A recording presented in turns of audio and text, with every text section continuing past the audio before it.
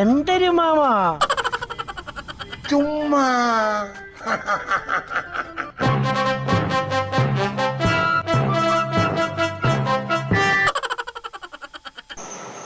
മാമാ മാതാപിതാ ഗുരു ദൈവം. മാതാപിതാ ഗുരു ദൈവം അതിൻ്റെ കൂടെ മാമനെ കൂടെ ചേർത്ത് അല്ലേ? മാമനെ ചേർത്തല്ല, മാമാ മാതാപിതാ ഗുരു ദൈവം എന്ന് മാമൻ്റെ അടുത്ത് പറഞ്ഞതാണ് മാമാ ഞാൻ. അത്രയുള്ള ഓ, അതെന്ത് ഇപ്പം ഇങ്ങനെ നല്ല കാര്യങ്ങളൊക്കെ തോന്നാൻ കാര്യം? ഇന്നലെ ഞാൻ ദൈവത്തിനെ കണ്ടു മാമ. ദൈവത്തിന് നീ എന്നും രാവിലെ കാണുകയല്ലേ? ഗണപതി കോവിലിൽ പോയൊരു കുറിയും തൊട്ടതിന് ശേഷമല്ലേ നീ എല്ലാ കാര്യത്തിനും ഇറങ്ങും? അതൊക്കെ ശരിയാണ്. ഇന്നലെ അതുപോലെ കോവിലിൽ പോയി ഭഗവാനെ തൊഴുതിട്ട് ഇറങ്ങിയപ്പോഴേ ആസാദിന്റെ അവിടെ വെച്ചൊരു ദൈവത്തിനെ കണ്ട്. ഇപ്പൊ ദൈവങ്ങളല്ല ആസാദ് ഹോട്ടലിലാടാ കാപ്പി കുടിക്കുന്നേ. മാമ, ആസാദ് ഹോട്ടലിന്റെ മുമ്പ് വെച്ച ഗുരുവിനെ എന്നെ പഠിപ്പിച്ചൊരു സാറിനെ ഞാൻ കണ്ടെന്ന്. അതെയാണ് സാറ്? രഘു സാർ. നമ്മളെ പഴയ കണക്ക് രഘു സാറാ. എന്നെ പണ്ട് ഒരുപാട് അടിക്കൂലായിരുന്നു രഘു സാറ്. എത്രയോ പ്രാവശ്യം നിന്റെ പരാതി നീക്കാൻ വേണ്ടി ഞാൻ രഘു സാറിന്റെ മുമ്പ് വന്നിട്ടുണ്ട്. ഓ, കണ്ടിട്ടേ ഞാൻ ചോദിച്ചു സാറ് എന്നെ മനസ്സിലായ? ഇല്ല. ഞാൻ പറ സാർ എന്നെ പഠിപ്പിച്ചിട്ടുണ്ട്. ഞാൻ ഒരുപാട് പിള്ളേരെ പഠിപ്പിച്ചിട്ടുണ്ടല്ലോ. പിന്നെ അങ്ങനെ ഒരുപാട് പിള്ളേരെ പഠിപ്പിച്ചു. ഓ, നിന്റെ പേരെത്തിര്? ഞാൻ പറഞ്ഞു പ്രകാശക്കുട്ടി. എടാ പ്രാട്ടിയേ, നീ ആളങ്ങ് മാറിപ്പോലെ, നീ മൊണ്ണനായല്ല എന്ന് പറഞ്ഞു. അയ്യോ എത്രയോ കാലമായി കണ്ടിട്ടേ. പാവം മാമ.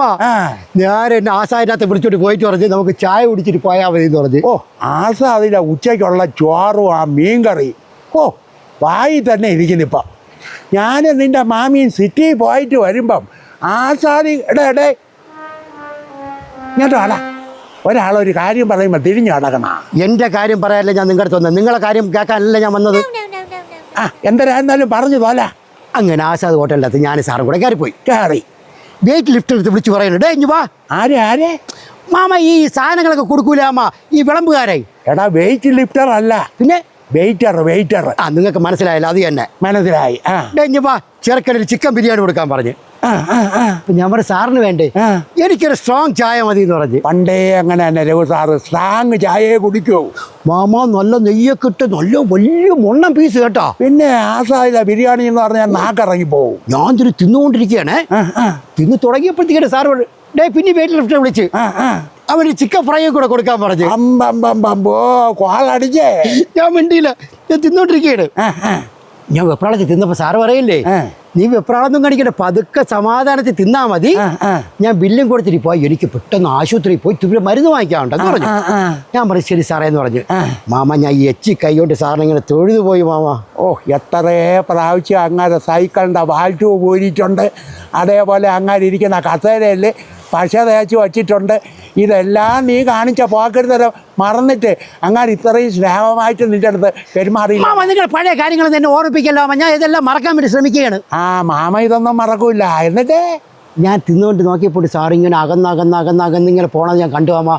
ഇടയിൽ പോലെ പോയി സാറ് തന്നല്ലേ. ഞാൻ ഇതും തിന്നിട്ട് കയ്യും കഴുകിട്ട് വെളിയിറങ്ങിയേ. ഈ വെയിറ്റ് ലിഫ്റ്റുകാരെ എന്നെ വിളിച്ചിട്ട് പറയല്ലേ ബില്ല് കൊടുത്തിട്ട് പോവാൻ. അത് സാറ് കൊടുത്തില്ലേ? ഞാൻ ചോദിച്ചു സാറ് തന്നില്ലേ? സാറ് ബില്ല് തന്നു, ഇനിയും ബില്ല് കൊടുക്കാം. ഞാൻ പറയാൻ കണക്ക് 2 ബില്ല്. എടാ, അത് ചിലവരങ്ങനെ തന്നെ. എന്തിനാ രണ്ടുപേരും ഇരുന്നിട്ട് ആദ്യം ഒരാൾ ബില്ല് കൊടുത്തിട്ട് പോവുകയാണെങ്കിൽ ഇവന്മാർ രണ്ടാമതുള്ള ആളുടെ എന്നും വാങ്ങിക്കും. അപ്പൊ ഞാൻ ചോദിച്ചു നിങ്ങൾ കാണിക്കണ മോശമല്ല തെണ്ടിത്തരമല്ലെന്ന് ചോദിച്ചു. ഞാൻ വിട്ടുകൊടുത്തില്ല അമ്മ. എന്നിട്ട് സാറ് ബില്ല് തന്നില്ലെന്ന് ഞാൻ പറഞ്ഞില്ലല്ലോ. സാറ് കുടിച്ച ചായയുടെ ബില്ലാണ് സാറ് തന്നിട്ട് പോയത്. നിങ്ങൾ കഴിച്ച ബിരിയാണിയുടെയും ഈ ചിക്കൻ ഫ്രൈയുടെ ബില്ല് തന്നില്ല എന്ന്. അയ്യോ, ഈ രഘു സാർ എൻ്റെ അടുത്ത് ഈ ദ്രോഹം കാണിക്കേണ്ട വല്ല കാര്യം ഉണ്ടാകുമ്പോൾ ആലോചിക്കും നിങ്ങൾ. ഇതെന്തെങ്കിലും അറിയാം? എന്തിനുമാ? പ്രത്യുപകാരം ചെയ്തതാണ് എന്ന് വെച്ചാൽ പണ്ട് നീ അങ്ങനെ ഇതൊക്കെ കാണിച്ചു കൂട്ടിയില്ലേ?